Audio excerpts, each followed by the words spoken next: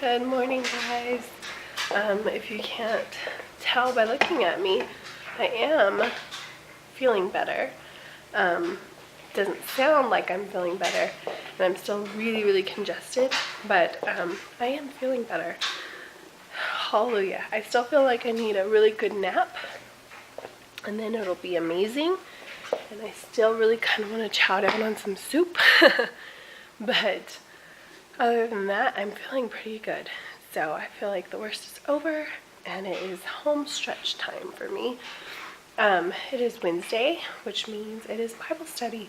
And I didn't edit the vlog from last night, so these two are probably going to go up together because I'm trying something new with last night's vlog, something I've never done before, so I'm trying to up my editing skills. So add some other elements in there. So yeah, and it's a shorter vlog, so it was like perfect time to try something new. So after Bible study this morning, I'm gonna come home and try to do that. I was just too tired to do it last night.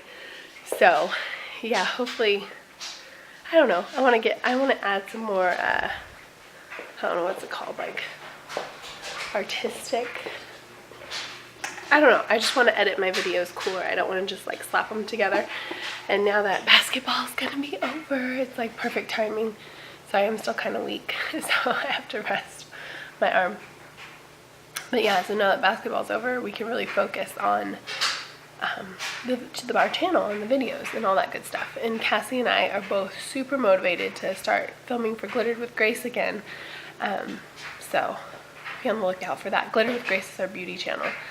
And yeah, we kept thinking we'd do Valentine's stuff and whatever, but it just, with basketball and cheerleading, it is just every single night is already loaded, and we both ended up getting sick, and it just hasn't worked out. But it is a priority of ours, so be on the lookout for those videos.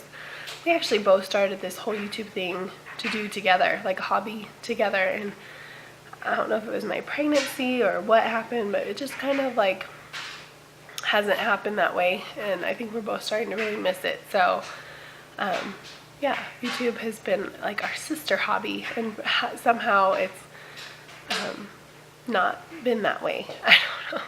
Does that make sense? So yeah, when you start something with one goal in mind, I think it takes you a little bit of time, but you always end up coming back to like the heart of what it was. I am totally rambling. I don't know. But yeah, so I'm actually really looking forward to Bible study. Wednesday mornings have become one of my favorite times of the week. Plus it's like the one time where I get to be like involved with the adults. So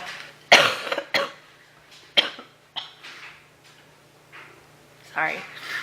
So I look forward to it. I look forward to having that conversation with the ladies. So I will see you guys maybe there. Maybe I'll pull out the camera. I don't know. If not, I'll see you after. Hey guys. Okay, so I'm back from Bible study, and you're going to get a little couch time with me. Sorry for the tissue. I am feeling better. I really am. And actually, after I film this real fast, I'm going to go take a nap because I just feel a little worn out. Like my body from fighting this sickness is just a little tired, a little worn out. But overall, I am feeling better. Just not sounding better. But anyway, there was like 2 major things, maybe 3 things that I really took home from Bible study today, and I really just needed to share. I wanted to share. I feel like more than just, it was a small group. I don't know if everybody was sick today too. We usually have about like 15, 16, and there's probably 8 there today. So yeah, 2 things. So the portion, we're studying the book Wives After God by Jennifer Smith. I've already shared that. But the weeks that we're in are really focusing on Proverbs 31, the wife of noble character. And that's been the last 2 weeks. And it's taking you verse by verse. Like what character, what characteristics do you see in her from this verse? Like it's really going in detail. So anyway, 2 of the things that came out of today's, I think it was the verse 22, and it says something about her sewing the clothing of expensive cloth. I'm butchering it, I'm so sorry. But anyway, one of the things that characteristics we all saw in that was that she was diligent and that she was offering the best to her family, but at the same time, she's probably very practical. She was sewing from the best material, if that makes any sense. So one of the ladies said to her that spoke to expect the best from our, like, in any situation, expect the best outcome, not necessarily demand the most quality of whatever, but I am totally butchering this. I'm sorry. So for me, this is where my head went, is when there's a trial or there's something where you're feeling like there's going to be a lack, or there's going to be, finances are bad, or whatever is going on, that we all automatically go to like, oh my gosh, God has forsaken me. This is going to be a horrible trial. When we should do is expect the best, because we serve a good God and we are His children. And how much more should we expect the best outcome in any situation than the children of God? I feel like sometimes us as Christians, that's really where we miss the mark, and why people don't want to be Christian is because we have this ho-hum, poor us attitude. Like, Jesus dying on the cross for us was a favor. Like, we did Him a favor by accepting Him. Like, no. He paid the ultimate sacrifice for us so we could become children of the Most High God, who owns the cattle on 1,000 hills, who knows the stars by name. And when we come face to face with a mountain or a trial, our first reaction is to be like, whoa, this is going to be awful. And it should not be that way. We should expect the best to come. Doesn't it say in the Bible, He will make all things for the good to turn for the good for those who love Him? I'm sorry, my brain, remember? But yeah, so I was like, that is really good. That is something I need to like chant as a mantra for myself, because I am the first one, when there seems to be coming a season of lack or need or want, that I am like, oh gosh, batten down the hatches, here we go, another storm to ride out. And yes, there will be storms, but He will walk with you through them. And at the end of it, you should be always expecting the reward at the end, because He definitely has one for you. There has never been a time or trial in my life that I have come across that when it was over and done, that I didn't want to praise His name at the end of it, because something good came out of it.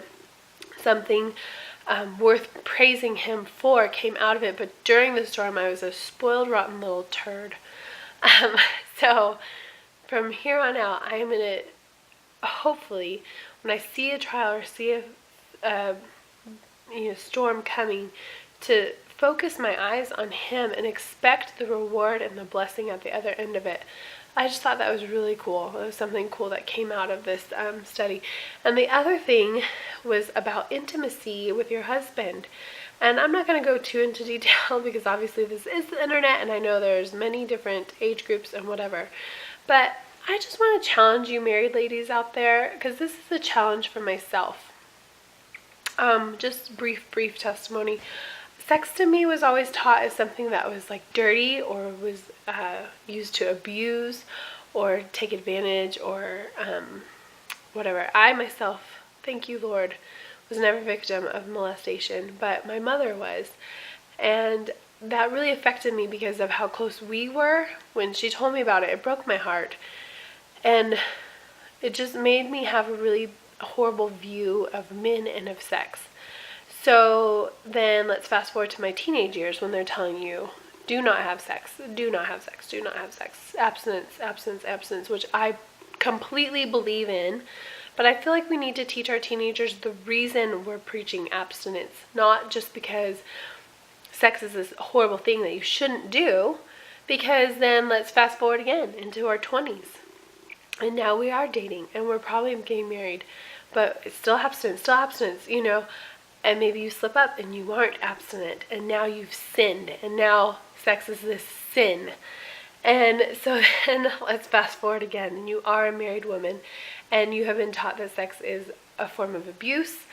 You have been taught it is wrong, it's a sin, it's, all these really horrible things, when that is not what God made it to be. God made it to be a beautiful thing that a husband and a wife could share together, and that's why you should be a husband and a wife when you share it, is because He made it to be a blessing to both people.